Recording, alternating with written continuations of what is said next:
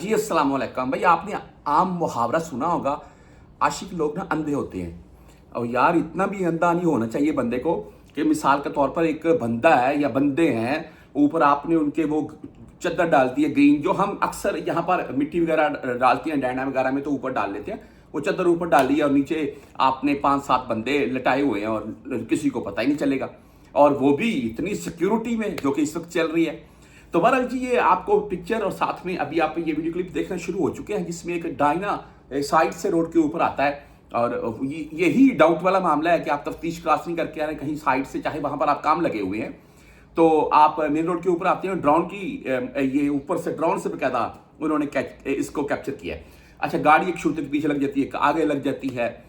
मामला क्या है, वो नीचे उतरते हैं। ड्राइवर से तो परमिशन वगैरह उसके पास थी, मक्का में काम वगैरह कहीं कर रहे थे वो, इसलिए उसने बकायदा पीछे पेट्रोल या डीजल भी रखा हुआ है कैडी में। तो जब वो गाड़ी से वो ऊपर से तरपाल हटाती है तो नीचे पाकिस्तानी हमारे सराइकी भाई मुझे लग रहे हैं जी, ये वो बोलते हैं सभी नीचे आ जाओ। अच्छा, ये 6 बंदे वो नीचे उतारते हैं इनको।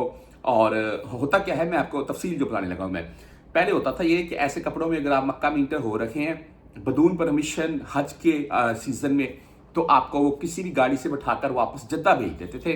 अभी 20,000 रियाल का फाइन है जी, 20,000 रियाल का फाइन है अगर कोई बंदा ऐसे इलीगल तरीके से इंटर होता हुआ पकड़ा गया। और जो उनकी सपोर्ट कर रहा है उसके ऊपर 1,00,000 रियाल तक का जुर्माना, गाड़ी भी जब्त हो सकती है, साथ में डिपोर्ट किया जा सकता है जी। अभी उनको कोई खुदा तरसी आ जाए तो अलग मामला है, लेकिन ये जो मैंने आपको 1,00,000 रियाल का जुर्माना या जो जा रहा है इलीगल तरीके से पकड़ा जाए 20,000 का जुर्माना, ये कन्फर्म है। तो बाकी मैं बोलता हूं अगर हज करना है तो भाई पैसे जमा कर ले परमिशन लेकर।